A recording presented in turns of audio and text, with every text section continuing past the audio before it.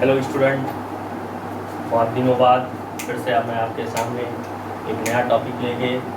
पिछले क्लास में मैंने आपको बोला था कि हम लोग जब नेक्स्ट टॉपिक करेंगे तो उसमें हम लोग डायमेंशन के बारे में बातें करेंगे। बहुत ही आसान सा टॉपिक है। इस चैनल पे आपको 9th 10th 11th 12th सारे वीडियो आएंगे, ठीक है। ये एक ऐसा टॉपिक है जो कि मेरे ख्याल से सारे बच्चों को समझ आएगा, बहुत अच्छे से समझ आएगा। चलिए स्टार्ट करते हैं। डायमेंशन। तो हमारे पास फिजिक्स को जब हम लोग बातें करते हैं तो साथ हमारे पास एक ऐसी क्वांटिटी है जिसका कि नाम है फंडामेंटल क्वांटिटी। तो सबसे पहले आप ये चीज़ समझिए कि फंडामेंटल क्वांटिटी हम लोग कहते किसको। तो फंडामेंटल क्वांटिटी हम लोग कहते हैं कि वो सारे क्वांटिटी जो कि इंडिपेंडेंट का मतलब है कि हम उसके लिए कहीं से कोई फार्मूला डिराइव नहीं करते, उसको हम लोग नाम देते हैं फंडामेंटल। तो फिजिक्स में हमारे पास कितने फंडामेंटल क्वांटिटी है? तो 7 फंडामेंटल क्वांटिटी है। कौन कौन सा? तो पहला है मास, ठीक है। मास के लिए हमारे पास कोई फार्मूला नहीं है। दूसरा है लेंथ, तीसरा है टाइम, फोर्थ है टेम्परेचर, सिक्स्थ है हमारा electric current, fifth electric current, sixth luminous intensity और seventh amount of the substance. इसके अलावा ये 7 फंडामेंटल क्वांटिटी जो है हमारे पास, इसके अलावा हमारे पास 2 और एडिशनल लिया गया, बाद में जोड़ दिया गया, जो कि एंगल के टर्म है, ठीक है। एक को कहते हैं हम लोग प्लेन एंगल, जो कि 2 डायमेंशनल एंगल मेजरमेंट करने में आता है, जैसे हम लोग मैथमेटिक्स में पढ़ते हैं। तो मैथमेटिक्स में हम लोग डिग्री यूज करते हैं, लेकिन फिजिक्स में हम लोग इसके लिए जो यूनिट यूज करेंगे वो क्या है? तो रेडियन। दूसरा है सॉलिड एंगल। सॉलिड एंगल कहने का मतलब है कि 3 डायमेंशनल एंगल, ठीक है, जैसे कोण का एंगल। ये सब मेजरमेंट करने के लिए हमारे पास एक यूनिट दिया गया स्टेरेडियन, ठीक है। इसका सिंबल RAD और इसका SI, ठीक है। यहाँ पे तो ये सब हम लोग पहले से साइड जानते हैं कि हमारे पास फिजिक्स में ये 7 फंडामेंटल क्वांटिटी है और 2 और एडिशनल जोड़ा। इसके अलावा इस 7 और 2 9 के अलावा जितना भी आपने फॉर्मूला अभी तक पढ़ा हो, सारे का सारा डिराइव हो। 2 तरह की क्वांटिटी हम लोग यूज करते हैं। एक फंडामेंटल क्वांटिटी, फंडामेंटल क्वांटिटी का मतलब होता है कि जो इंडिपेंडेंट है, और दूसरा डिराइव्ड क्वांटिटी। डिराइव्ड क्वांटिटी का मतलब है जिसको कि हम लोग 2 या मोर देन 2 फंडामेंटल क्वांटिटीज का इस्तेमाल करके क्या करते हैं? उसको बनाते हैं। उस क्वांटिटी को हम लोग बोलते हैं डिराइव्ड क्वांटिटी। जैसे हम लोग स्पीड की बातें करते हैं, स्पीड का फार्मूला क्या है? तो speed is equal to distance by time.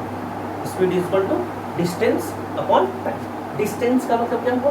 Length, measurement of length, उसी को डिस्टेंस हम लोग बोलते हैं। लेंथ देखिए कैसी क्वांटिटी है? Fundamental quantity. और डिस्टेंस अपॉन टाइम, टाइम भी कैसी क्वांटिटी? तो फंडामेंटल क्वांटिटी। तो स्पीड क्या हुआ कि 2 फंडामेंटल क्वांटिटी को जब हम लोग एक दूसरे के साथ रिलेट किए तब क्या बना हमारा? तो स्पीड बना। तो उसको हम लोग क्या नाम देंगे कि वो कैसी क्वांटिटी है? तो डिराइव्ड क्वांटिटी है। चलिए, हमको इसके बारे में बस इसलिए पढ़ना है क्योंकि डायमेंशन में हमको इसका इस्तेमाल होता है, ठीक है। अब डायमेंशन क्या होता है? ठीक है, ये लोग तो जानते ही होंगे हम लोग। मास है, यूनिट इसका होता है किलोग्राम, सिंबल केजी। लेंथ का यूनिट होता है मीटर और सिंबल है एम। टाइम के लिए SI यूनिट है सेकंड और S है। टेम्परेचर का SI यूनिट होता है केल्विन, कैसे रिप्रेजेंट। इलेक्ट्रिक करंट का एम्पियर, कैसे रिप्रेजेंट करते हैं हम लोग। ल्यूमिनस इंटेंसिटी का होता है कैंडेला, CD। और अमाउंट ऑफ सब्सटेंस का मोल, इसको हम लोग MOL से। अब देखिए आते हैं हम लोग डायमेंशन।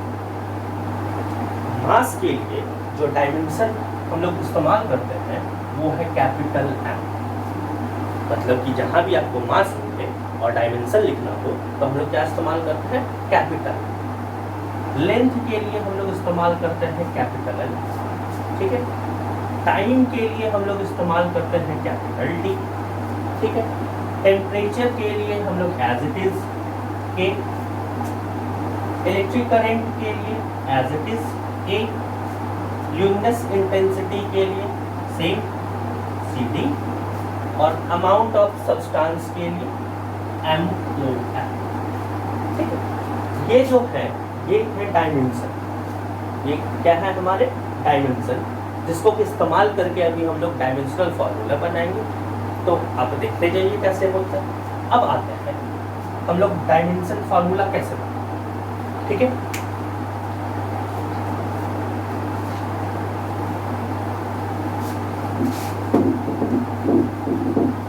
चलिए आते हैं। सबसे पहला हम लोग मानते हैं वेलोसिटी, ठीक है, बहुत आसान है। वेलोसिटी आपने क्लास 9th में पढ़ा हो, तो वेलोसिटी क्या होता है, तो वेलोसिटी होता है डिस्प्लेसमेंट अपॉन टाइम, इसी को हम लोग क्या नाम देते हैं, तो वेलोसिटी। अच्छा, डिस्प्लेसमेंट या डिस्टेंस क्या है, अगर आप डेफिनेशन पे आओगे तो डिस्प्लेसमेंट हम लोग बोलते हैं द शॉर्टेस्ट पाथ लेंथ, तो वो एक्चुअली में है क्या, तो वो एक्चुअली में लेंथ है, और नीचे क्या है, टाइम, ठीक है, लेंथ और टाइम, ठीक है। तो लेंथ के लिए हम लोगों ने डायमेंशन यूज किया था L, और टाइम के लिए हम लोगों ने डायमेंशन यूज किया था T। इसका मतलब है कि जब हम लोग बात करेंगे वेलोसिटी का, तो इसका डायमेंशन क्या हो जाएगा, L, और मैथमेटिक्स में हम लोग जानते हैं जब नीचे से ऊपर ले जाते हैं तो पावर क्या होता है, तो माइनस हो जाता है, तो T माइनस, ठीक है। यही डायमेंशन किसका हो गया हमारे पास, तो वेलोसिटी, ठीक है। चलिए दूसरा हम लोग लेते हैं एक्सेलरेशन। ये भी हम लोगों ने क्लास 9th में पढ़ा होगा। डायमेंशन के लिए ध्यान रखिएगा, डायमेंशन के लिए एक चीज जो सबसे ज्यादा जरूरी है और जो सबसे ज्यादा आपको याद होना चाहिए वो है फॉर्मूला। अगर आपको वो नहीं याद है तो फिर आप डायमेंशन नहीं निकाल पाओगे, और अगर वो याद है तो फिर डायमेंशन से आसान कुछ भी फिनिश हो।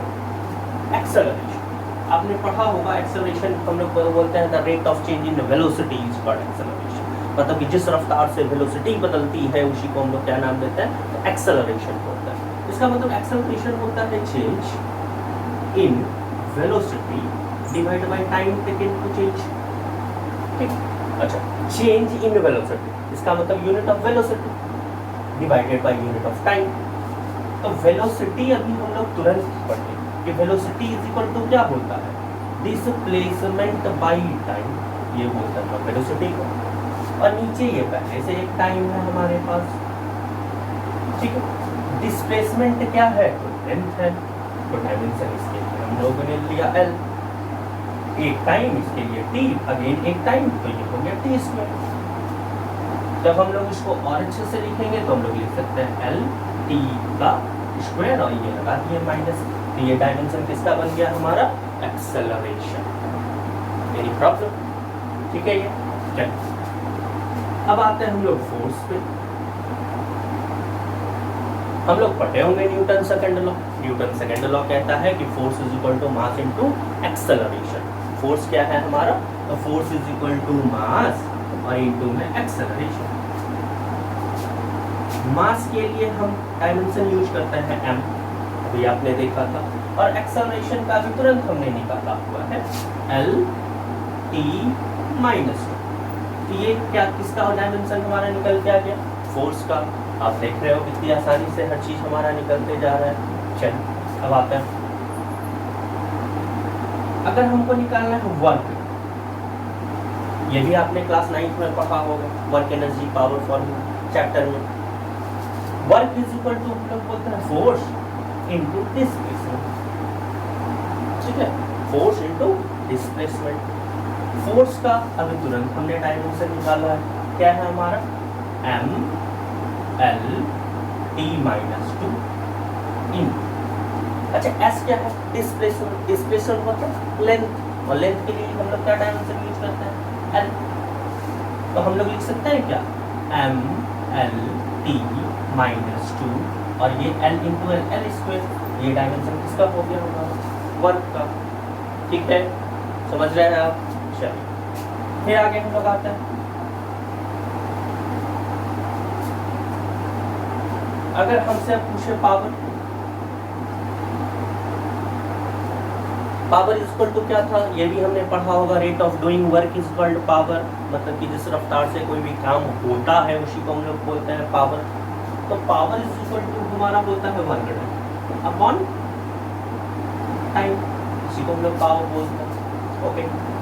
वर्क का भी हमने तुरंत निकाला है, m l का square t minus 2, any problem, और डिवाइड बाय टाइम है तो एक और टाइम लिख दिया, ठीक है। ये जब इस टाइम को हम लोग नीचे से हटा के ऊपर लिखेंगे तो हमको क्या करना होगा, इसको 2 के बदले 3 कर देना होगा।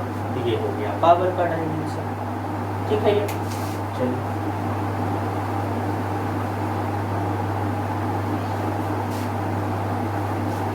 अभी मैं सिर्फ उसी को लेके चल रहा हूँ जिसका फॉर्मूला आपको आता हो। अभी हमारा काम है बस आपको डायमेंशन सिखा देना, और इसके बाद जब हम लोग पढ़ाई करेंगे इलेक्ट्रिक करंट की, उसमें बहुत सारे टर्म आएंगे, पोटेंशियल डिफरेंस, मान के चलिए रेजिस्टेंस, रेजिस्टिविटी, कंडक्टिविटी, कंडक्टेंस, और नेक्स्ट चैप्टर आएंगे आप मैग्नेटिज्म, उसमें फ्लक्स, बहुत सारा फॉर्मूला है। लेकिन उसके लिए सबसे पहले आपको फॉर्मूला जानना होगा।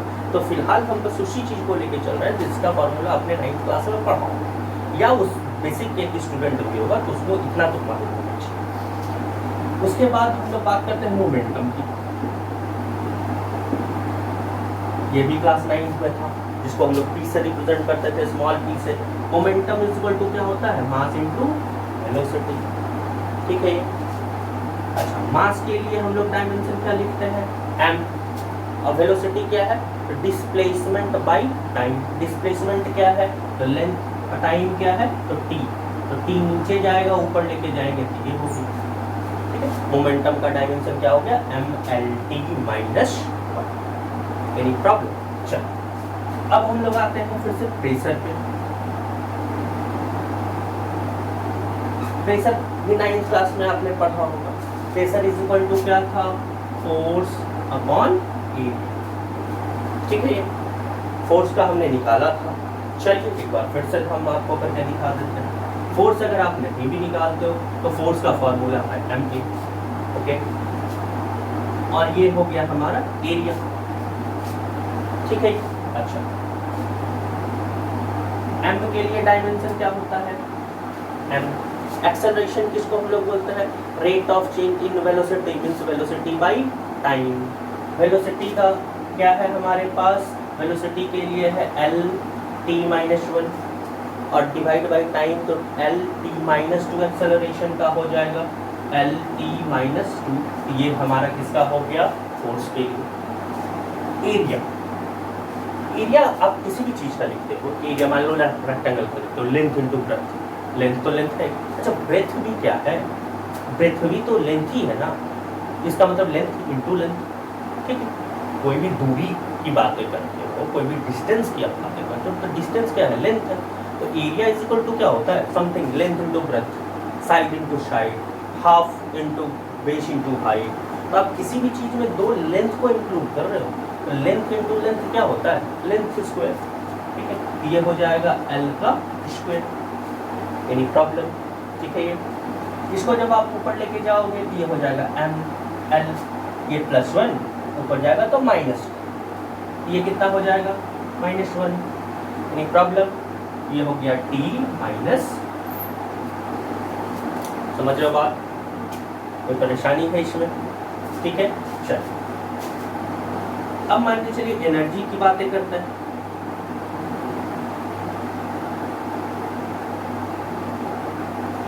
अब देखिए एनर्जी और वर्क, आपको 9th क्लास में अगर आपने पढ़ा होगा तो what is work, sorry what is energy, तो कैपेबिलिटी ऑफ डूइंग वर्क। इसका मतलब जो वर्क का यूनिट होगा वही एनर्जी का भी यूनिट होगा। Any problem? चलिए फिर भी देखते हैं। अच्छा, एनर्जी का हमको फार्मूला नहीं पता। अब कोई भी एनर्जी को पकड़ लो जिसका फार्मूला आपको मालूम और निकालो, और आप ये देखोगे कि आप किसी भी ढंग की एनर्जी का निकालोगे तो उसका जो डायमेंशन आएगा वो क्या आएगा, तो बिल्कुल इसे आएगा। जैसे सबसे ज़्यादा वेल नोन पोटेंशियल एनर्जी, जिसका भी फार्मूला हमको आता है mg और h। ठीक है। चलिए एक और है हमारे पास काइनेटिक एनर्जी, जिसका भी फार्मूला होता है ½mv²। ठीक है। चलिए आते हैं हम लोग, m रिप्रेजेंट मास। मास के लिए डायमेंशन क्या इस्तेमाल हम लोग करते हैं, m। g represent acceleration. Acceleration के लिए हमारे पास क्या है, L T minus 2। Okay. h क्या है, height. Height means length, means distance. Distance के लिए हम लोग क्या इस्तेमाल करते हैं, तो l। ये क्या बन गया हमारा, m l² t माइनस 2। ये किसके लिए हो गया, पोटेंशियल एनर्जी। एनर्जी के लिए। चलिए चेक करते हैं, अगर इसका सेम आ गया इसका मतलब सारे एनर्जी का डायमेंशन सेम हो, ठीक है। चलिए देख लेते हैं, kinetic energy is equal to half, ठीक है।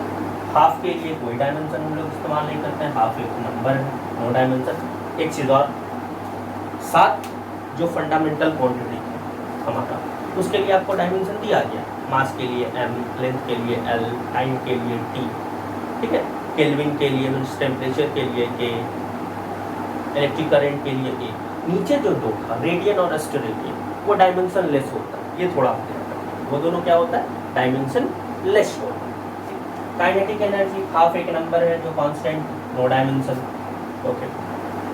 m represent mass, m v represent velocity, velocity का क्या होता है हमारे पास l t-1 और ये स्क्वायर है लगा दिए हम लोग, ओके। ये क्या हो गया हमारा m l का स्क्वायर और t का -2, m l का स्क्वायर t का -2, m l का स्क्वायर t का -2। हम लोग देख रहे हैं कि दोनों क्या है हमारा बिल्कुल ही सेम आया। इसका मतलब आप कोई भी एनर्जी का जब डायमेंशन निकालोगे तो आपका यही डायमेंशन, ठीक है। समझ रहे होगे शायद, बहुत आसान है ये, कहीं कुछ नहीं है इसमें। चलिए आगे हमने लिखा इलेक्ट्रिक करंट,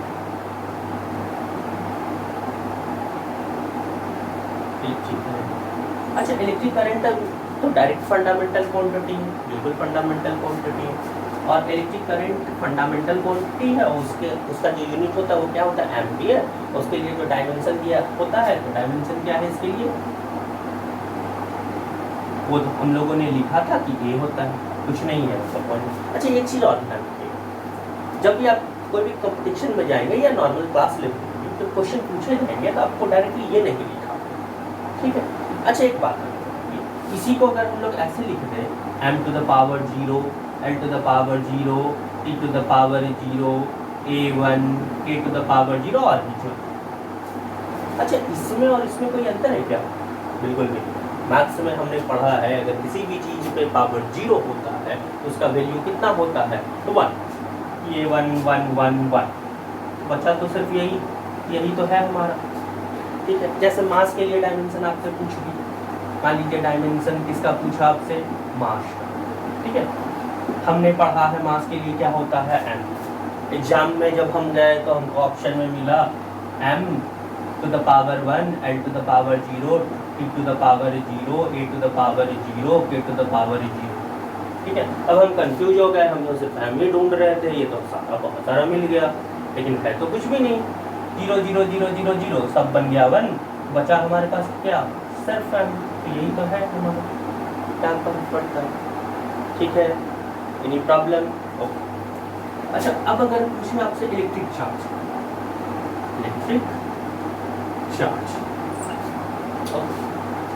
देखो कि हम लोग क्यू से रिप्रेजेंट करते हैं। अगर बिल्कुल बेसिक पे उतरते हैं हम लोग, तो हम लोगों ने पढ़ा है I electric current is equal to rate of flow of charge, मतलब चार्ज बाई टाइम, ओके। तो क्या हम लोग Q is equal to I और T लिख सकते हैं क्या, कोई परेशानी है आपको, बिल्कुल भी नहीं। तो Q का डायमेंशन अगर लिखेंगे हम लोग तो I क्या है, करंट, और करंट के लिए डायमेंशन क्या इस्तेमाल करते हैं हम लोग, A, ओके। कुछ नहीं है तो वो लिख सकता है। और T क्या है, टाइम, और टाइम के लिए भी डायमेंशन हम लोग क्या इस्तेमाल करते हैं, T, फिर से 1। तो ये किसका डायमेंशन हो गया, चार्ज का। दिक्कत आप इसको ऐसे भी लिख सकते हैं, m to the power 0, l to the power 0, t to the power 1, a to the power 1, okay. चलिए एक हमसे अगर पूछे, हमने क्लास 9 में पढ़ा होगा एक चैप्टर ग्रेविटेशन, वहाँ पे था यूनिवर्सल ग्रेविटेशनल कांस्टेंट, जिसको कि हम लोग इससे रिप्रेजेंट करते थे तो कैपिटल G से, ठीक है। अगर ग्रेविटेशनल फोर्स का फार्मूला हमसे पूछा है F, तो हम लोग लिखते थे F is equal to G m1 m2 by r का स्क्वायर। यहाँ पे m1 और m2 और 2 masses और r the distance between, okay. हमको अगर डायमेंशन g का निकालना है, ठीक है, यूनिवर्सल ग्रेविटेशनल कांस्टेंट, तो हम लोग जानते हैं g is equal to F R square, और ये नीचे आ जाएगा, ये m1 और m2 हम लोग इससे करेंगे, ठीक है। f क्या है तो फोर्स है, ओके, f क्या है फोर्स है, और फोर्स के लिए डायमेंशन हम बहुत बार निकाले हैं तो m, और बताइए मास इनटू एक्सेलरेशन, एक्सेलरेशन का क्या होता है l t माइनस, ठीक है, तो ये क्या बन गया हमारा फोर्स बन गया। साथ में हमारा क्या है तो r, r क्या है डिस्टेंस, डिस्टेंस भी चल रहा है, स्क्वायर लगा हुआ है का मतलब है लेंथ का स्क्वायर, और ये m1 और m2 क्या है तो मास है, मास के लिए डायमेंशन क्या होता है m, और m into m, m square, ठीक है। अब इसको ऊपर ले जाएंगे तो ये क्या बन जाएगा m, ये +1 -2 हो जाएगा, तो ये हो गया -1, ठीक है। l ये रहा 2, ये रहा 1, दोनों प्लस में, तो l का ये हो गया 3 और t का ये हो गया -2। ये डायमेंशन किसका हो गया आपका यूनिवर्सल ग्रेविटेशनल कांस्टेंट, ठीक है। तो आज का लेक्चर जो हमारा था वो बिल्कुल ही बेसिक था डायमेंशन के लिए, जिससे कि आपको बस डायमेंशन के बारे में थोड़ा सा नॉलेज हो गया। अब हम लोग रेगुलर वे में वीडियो लाएंगे जिसमें हम लोग आगे चलेंगे इलेक्ट्रिक करंट के बाद इलेक्ट्रिक करंट पोटेंशियल डिफरेंस, और साथ में आपको ट्रिकी मैथमेटिक्स के भी वीडियो मिलेंगे।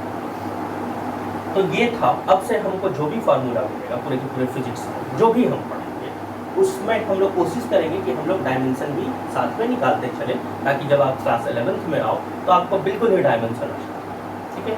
चलिए फिर तब तक के लिए गुड बाय, अच्छे से रहें, सुरक्षित रहें।